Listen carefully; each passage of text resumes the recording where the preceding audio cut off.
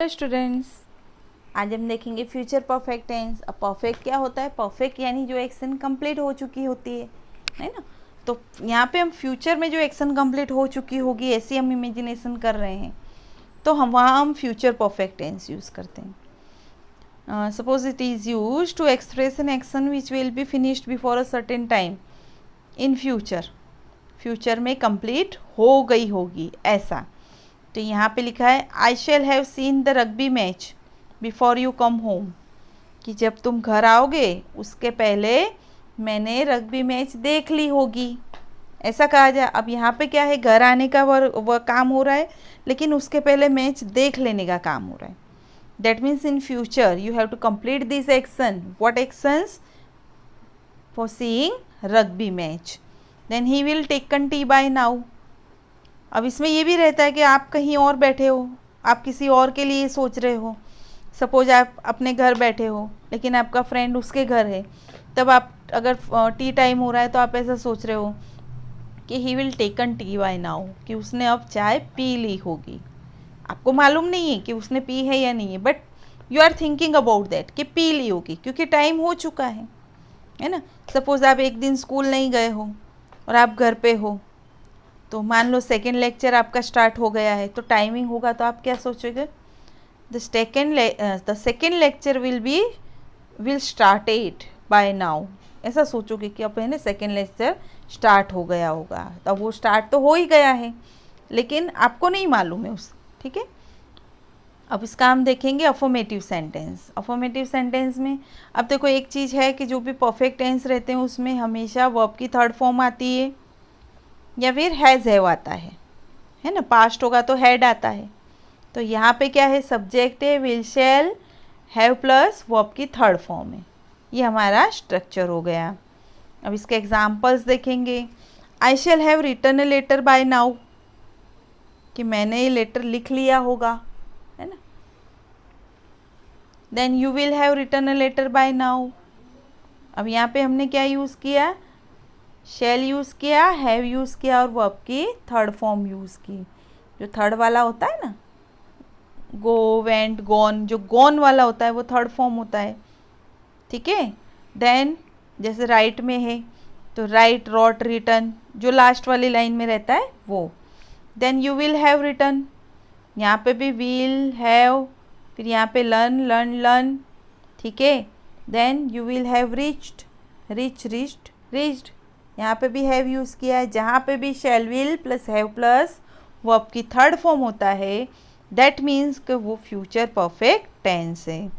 इसके बाद हम देखेंगे नेगेटिव सेंटेंस। नेगेटिव में कुछ नहीं करना है, सिर्फ विल शैल के बाद नॉट ऐड करना है, बाकी का स्ट्रक्चर पूरा ऐसा कैसा है।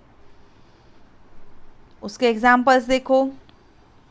I shall not have gone to Goa by then they will not have practiced well before match starts. The policeman will have caught the thief by now. कि अगर मान लो कोई पुलिस है वो थीप के पीछे पड़ा हुआ है, तो आप क्या सोचोगे कि अब तक तो पुलिसमैन ने उस चोर को पकड़ लिया होगा, है ना। फिर अगर मान लो मैच स्टार्ट हो रही है और ऐसा मानो कि मैच स्टार्ट हो रही है, तो आप क्या सोचोगे? They will not have practised well, कि उन्होंने अच्छी प्रैक्टिस नहीं की होगी क्योंकि मैच स्टार्ट हो गई, उनका परफॉर्मेंस अच्छा नहीं है, ठीक है। अब हम देखेंगे इंट्रोगेटिव सेंटेंस, जो यस नो क्वेश्चन होते हैं। उसका स्ट्रक्चर है will shall plus subject plus have verb की third form plus other word. सारे है ना स्ट्रक्चर एज इट इज़ इधर उधर घूमते हैं, बस उसे आगे पीछे करना है। जैसे इंट्रोगेटिव है तो हमें मालूम है कि विल शैल टू बी के जो फॉर्म होते हैं वो आगे आ जाते हैं यस नो क्वेश्चन में। अगर डब्ल्यू एच है तो पहले डब्ल्यू एच आता है फिर टू बी का फॉर्म आता है। तो यहाँ भी हम देख रहे हैं कि विल शैल आगे है, फिर सब्जेक्ट आ गया और है और वर्ब की थर्ड फॉर्म आ गया। जैसे कि shall I have written a letter before morning, फिर shall we have completed the work by now, will they have finish the task before Monday. ये सब हो गया हमारा इंट्रोगेटिव। उसके बाद है इंट्रोगेटिव सेंटेंस, वो भी कैसे? डब्ल्यू एच क्वेश्चंस वाले। तो इसका स्ट्रक्चर भी सेम ही है। स्ट्रक्चर में क्या है, हमने डब्ल्यू एच वर्ड यूज़ कर दिया है, ऐड कर दिया है, बाकी का पूरा स्ट्रक्चर यस नो क्वेश्चन जैसा है, ठीक है। तो इसके एग्जांपल्स हम देखते हैं। What will they have done by now, कि वो अभी क्या कर रहा होगा। अब ये हम कब सोच रहे हैं, जब हम दूर बैठे।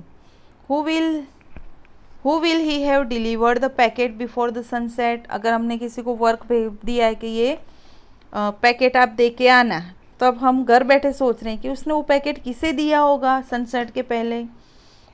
Where will you have reach by morning, how long will she have run by evening. ठीक है, अब हम देखेंगे इंट्रोगेटिव नेगेटिव सेंटेंस, जो इंट्रोगेटिव भी है और नेगेटिव भी है।